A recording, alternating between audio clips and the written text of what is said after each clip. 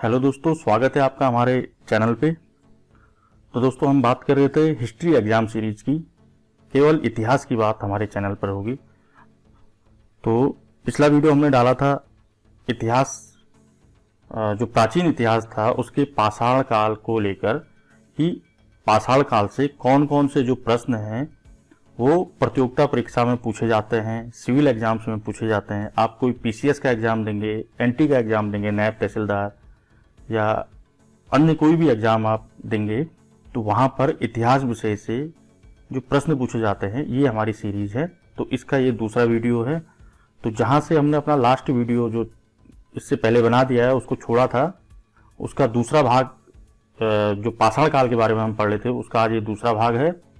तो शुरू करते हैं। बहुत महत्वपूर्ण प्रश्न है, बार बार परीक्षा में पूछा जाता है, चाहे कोई भी आप एग्जाम दें, और आप इसको अच्छी तरह से याद कर लें, क्योंकि आपकी कोई भी जो परीक्षा होती है उसमें ये सवाल भीमबेटका को लेकर हमेशा पूछा जाता है। इतिहास का ये जो सवाल है बहुत ज़्यादा महत्वपूर्ण है। तो पहला प्रश्न है, आज का ये जो वीडियो है इसका शुरू करते हैं। तो पहला प्रश्न है, भीमबेटका किसके लिए प्रसिद्ध है? दूसरा यहाँ पर है प्रश्न, भारत में किस शिलाश्रय से सर्वाधिक चित्र प्राप्त हुए हैं? तीसरा है, निम्नलिखित में से कौन सा स्थल प्रागैतिहासिक चित्रकला के लिए प्रसिद्ध है? चौथा है, भीमबेटका की गुफाएं कहाँ स्थित हैं? अभी चार प्रश्न आप अपनी स्क्रीन में देख रहे हैं, ये एक दूसरे से कनेक्टेड हैं। इनका जो आंसर है एक दूसरे से, इनका जो उत्तर है वो कनेक्टेड है। तो भीमबेटका की बात हम शुरू करते हैं। इसका आंसर जानने से पहले हम जान लेते हैं कि भीमबेटका क्या है, ये क्यों प्रसिद्ध है, ये जो जगह है क्यों प्रसिद्ध है। तो भीमबेटका जो है ये एक चट्टानी शरण स्थल है और मध्य प्रदेश में ये स्थित है। मध्य प्रदेश की राजधानी भोपाल से 45 किलोमीटर दूर पश्चिम में ये स्थित है। यूनेस्को ने इसको विश्व विरासत का दर्जा भी दिया है। 2003 में जो भीमबेटका की जो गुफाएं थी, यहाँ जो चित्र बनाए गए हैं, जो शैल चित्र हैं, ये इनकी जो दीवारें हैं, भीमबेटका जो गुफा है इनकी जो दीवारें हैं, इनकी दीवारों पर शैल चित्र बनाए गए हैं और यूनेस्को ने 2003 में इसको विश्व विरासत का दर्जा दिया। तो यहाँ तो प्रश्न आ जाएगा कि भीमबेटका किसके लिए प्रसिद्ध है, तो आप लिख लेंगे गुफाओं के शैल चित्र। इसी से एक संबंधित प्रश्न और आ जाता है कि भीमबेटका को यूनेस्को ने कब विश्व विरासत का दर्जा दिया? तो विश्व विरासत का जो दर्जा दिया यूनेस्को ने 2003 में, ये आंसर मिल जाएगा आपको। जो गुफाएं हैं, जो ये शैल चित्र बने हैं गुफाओं पर, इस शैल चित्र में हाथी, हिरन, सांभर, इन जानवरों के चित्र है उकेरे गए हैं, दीवारों पर बनाए गए हैं। और अभी तक यहाँ पर लगभग 700 शरण स्थली, जहां पर उस समय लोग रहा करते होंगे, उनकी पहचान की जा चुकी है। 700 शरण स्थलियों की पहचान यहाँ पर की जा चुकी है, जिसमें से 243 जो हैं भीमबेटका समूह में है, 2 गुफाएं वहां भीमबेटका में है, और 178 लाखा जुआर गुफा। तो आप समझ गए होंगे भीमबेटका के बारे में कि मध्य प्रदेश में है, भोपाल से 45 किलोमीटर दूर पश्चिम में। यूनेस्को ने 2003 में इसको विश्व विरासत का दर्जा दिया। यहाँ की जो गुफाएं हैं, यहाँ शैल चित्र हैं जिसमें हाथी, हिरन, सांभर आदि जानवरों के चित्र बने हैं, और 700 शरण स्थलियों का वहाँ अभी तक इतिहासकारों ने पता लगाया है, जिसमें से 243 जो शरण स्थलियाँ हैं वो भीमबेटका की गुफा में और 178 लाखा जुआर गुफा में स्थित हैं। बढ़ते हैं अगले प्रश्न की ओर। अगला प्रश्न है, भारत के किस शिलाश्रय में सर्वाधिक चित्र प्राप्त हुए हैं?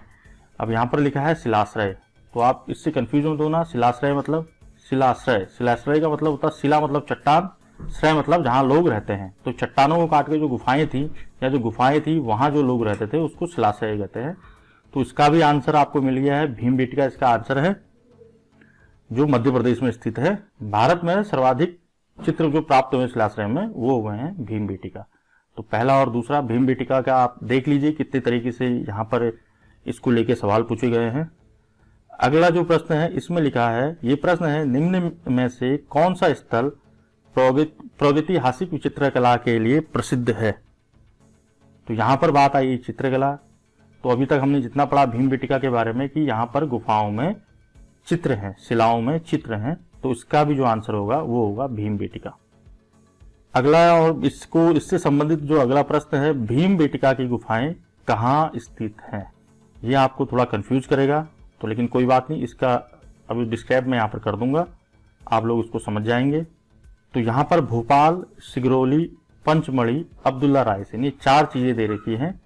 अब मध्य प्रदेश में स्थित है, ये तो हमको पता है, लेकिन मध्य प्रदेश यहाँ पर दिया नहीं है। दूसरा भोपाल में, भोपाल से 45 किलोमीटर दूर है, ये भी हमने बात कर ली है, तो आंसर इसका भोपाल भी नहीं है। अब बचे हमारे पास 3 ऑप्शन, पंचमढ़ी, सिगरौली, अब्दुल्ला रायसेन। तो इसको मैं जो थोड़ा सा डिस्क्राइब कर लेता हूँ आपके सामने, आप समझ जाएंगे कि कहाँ पर है। तो जो प्रागैतिहासिक चित्रकला है, इसका जो सबसे श्रेष्ठ उदाहरण है, जो सबसे श्रेष्ठ और अच्छा उदाहरण है, वो है भीमबेटका की गुफाओं का शैल चित्र, जो मध्य प्रदेश के रायसेन जिले में स्थित है। ये जो है मध्य प्रदेश के रायसेन जिले में स्थित है, जहां पर भीमबेटका की गुफाएं भी हैं और शिलाश्रय भी है। गुफाएं और शिलाश्रय दोनों हैं। भीमबेटका की जो चित्रकला है, यहाँ पर जो चित्र बने हैं, ये मध्यकालीन बोल दिया था, ये मध्य पाषाण काल से संबंधित है। यानी मध्य पाषाण काल में यहाँ पर उस समय के जो मानव थे, वो उन लोगों ने ये चित्र इन गुफाओं पे बनाए हैं। तो इसका आंसर आप समझ गए होंगे।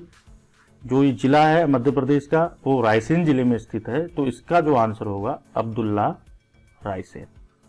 तो भीमबेटका को लेके 5 प्रश्न अक्सर पूछे जाते हैं, जिसमें से 4 मैंने आपके सामने यहाँ पर रख दिए हैं, और 5वां जो प्रश्न है वो है कि इसको विश्व विरासत में कब घोषित किया गया, किस सन में घोषित किया गया। यूनेस्को ने अपनी विश्व विरासत में किस सन में घोषित किया, तो आप इसका आंसर लिखेंगे 2003।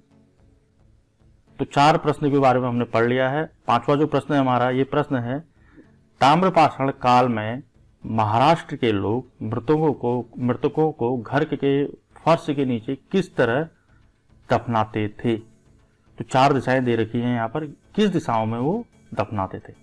जो आदमी मर जाते थे ताम्रपाषाण काल में, किस दिशाओं में उनको उनका सर या पैर रख के उनको दफनाया जाता था। तो इसका जो आंसर है, इसको थोड़ा सा मैं डिस्क्राइब कर लेता हूँ, इसको बता देता हूँ आपको, उसके बाद इसका आंसर बताते हैं। कि महाराष्ट्र में जो ताम्रकालीन जो संस्कृति थी, जिसको उस समय जोरवे संस्कृति भी कहा जाता था, महाराष्ट्र की संस्कृति जोरवे, जो नेवासा, एक जगह थी नेवासा, दूसरी जगह थी दायमाबाद, तीसरी जगह थी कोंठे,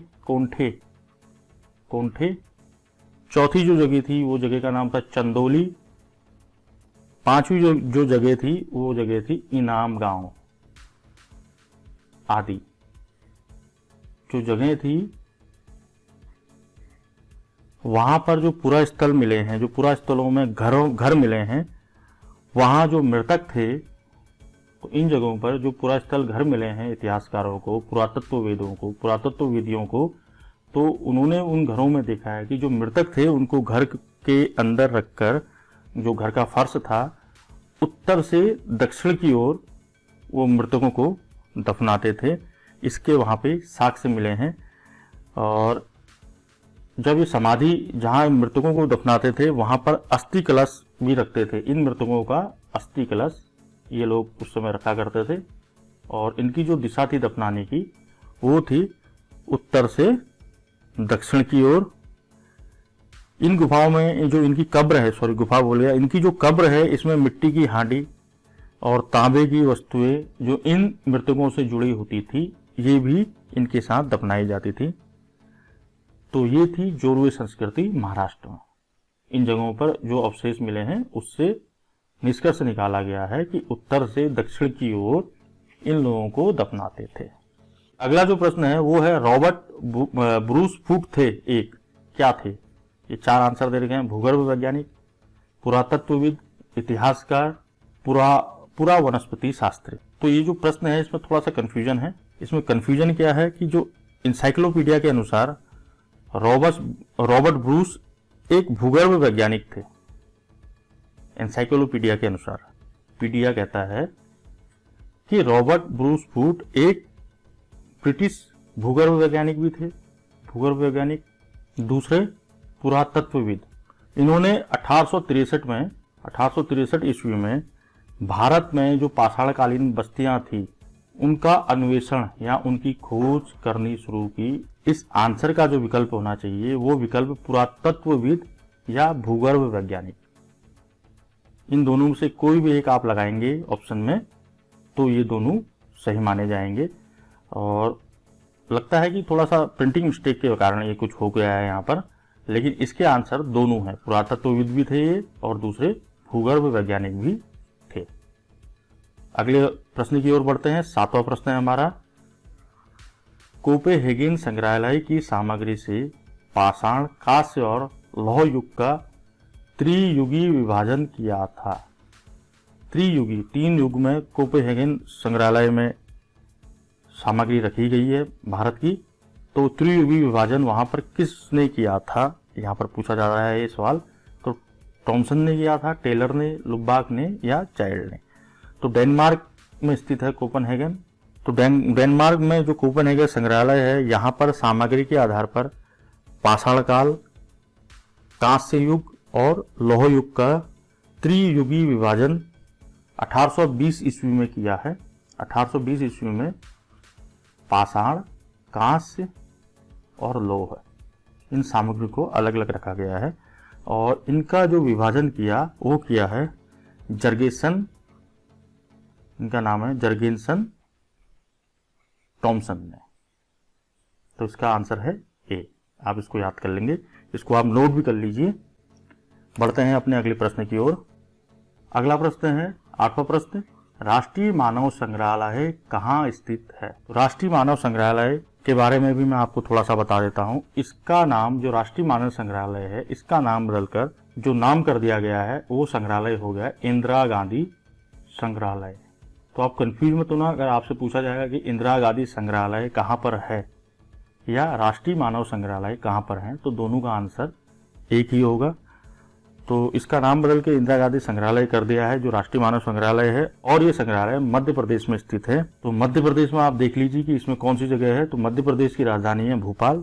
तो यहाँ पर ये संग्रहालय स्थित है, इंदिरा गांधी संग्रहालय।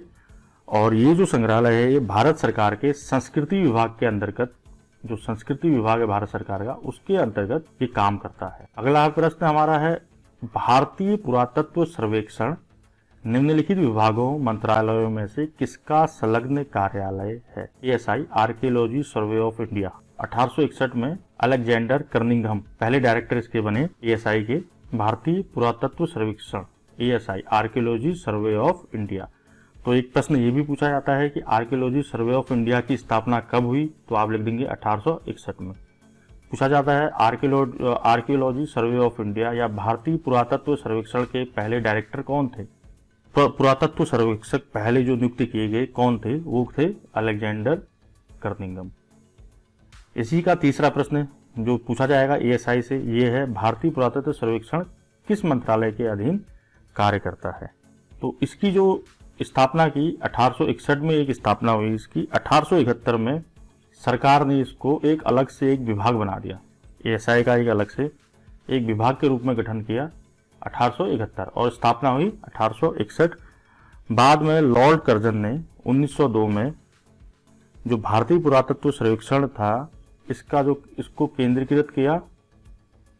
केंद्रीकृत करने के बाद जॉन मार्शल को इसका पहला महानिदेशक बनाया ASI का, लॉर्ड कर्जन ने। तो जो पहले इसकी स्थापना हुई 1861 में, जो पुरातत्व सर्वेक्षक जो प्रथम थे वो थे अलेक्जेंडर कर्निंघम। 1871 में एक अलग ये विभाग बना ASI।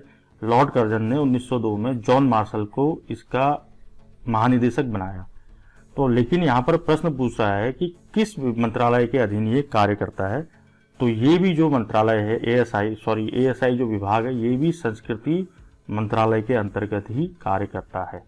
तो 4 प्रश्न यहाँ पर इस प्रश्न को लेके बन गए हैं। 3 मैंने आपके सामने बता दिए हैं, चौथा ये है। तो 4 बिल्कुल एक जैसे प्रश्न हैं और हमेशा परीक्षा में ये भी पूछे जाते हैं, तो आप इसको भी नोट कर लीजिए।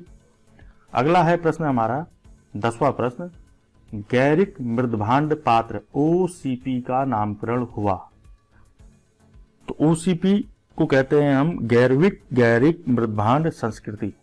OCP का जो नाम है हिंदी में गेरुवर्णीय गैरिक मृदभांड संस्कृति इसका नाम है।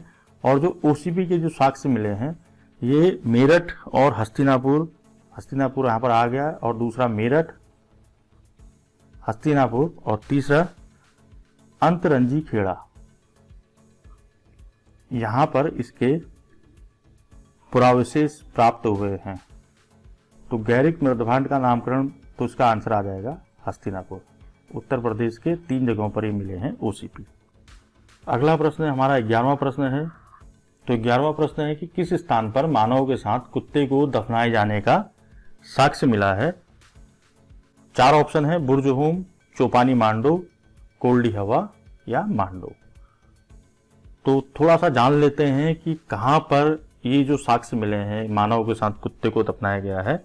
ये जो साक्ष्य हैं पुरातत्वविदों को मिले हैं, कहां मिले हैं, तो जम्मू और कश्मीर के श्रीनगर के निकट, जम्मू कश्मीर में JNK के श्रीनगर के निकट बुर्जहोम एक जगह है जहां पर नवपाषाणिक अवस्था के मानव कंकाल के साथ कुत्ते के भी कंकाल का जो समाधान है वो मिला है, मानव और कुत्ते का एक ही स्थान। तो ऐसी जगहों को गर्तावास भी कहते हैं, जहां पर गर्तावास, जहां पर गड्ढों वाला घर, अर्थात गड्ढों वाला घर। तो ये दोनों चीजें जो मिली हैं वो जम्मू कश्मीर के श्रीनगर की स्थित बुर्जहोम में मिली है। इसकी खोज, जो ये पूरा स्थल था बुर्जहोम का, इसकी जो खोज हुई 1935 में डी टेरा और पीटरसन पुरातत्वविद थे, इन्होंने की। तो इस प्रश्न का जो आंसर हो गया बुर्जहोम, इसका आंसर हो गया। अगला प्रश्न है 12वां, जो आज हमारे वीडियो का लास्ट प्रश्न है, जिसके बाद जो पाषाण काल, जो हम जिससे प्रश्न पूछे जाते हैं, जो पाषाण एनिसेंट हिस्ट्री के प्राचीन काल, इसके बाद प्राचीन भारत में जो हमारा सेक्शन था पाषाण काल, ये इसके जो प्रश्न पूछे जाते हैं, जितने प्रश्न पूछे जाते हैं वो प्रश्नों को हमने अपने 2 वीडियो में कवर कर लिया है। तो आप इन प्रश्नों को अच्छी तरीके से याद करिए, आपकी परीक्षा में ये प्रश्न हमेशा पूछे जाएंगे। तो लास्ट प्रश्न की ओर बढ़ते हैं। प्रश्न है, गर्त आवास के साक्ष्य कहाँ मिले हैं। गर्त आवास के बारे में मैंने आपको बता दिया है। गर्त आवास मतलब गड्ढों वाला घर, जो बुर्जहोम में मिला है। तो दोस्तों, आपको हमारा ये वीडियो कैसा लगा, या हमारा ये प्रयास जो हम आपको पाषाण काल के बारे में या इतिहास के बारे में बता रहे हैं, आप लोगों को कैसा लग रहा है अपने कमेंट आप जरूर हमें दें। आप हमें बताएं कि हमारे वीडियो में क्या कमी है, हम इसमें कैसे सुधार करें, ताकि हम आने वाले समय में आप लोगों के लिए इतिहास से संबंधित अच्छे वीडियो लाते रहें। तो आज केवल इतना ही, मिलते हैं अपने अगले वीडियो में। तो दोस्तों, धन्यवाद।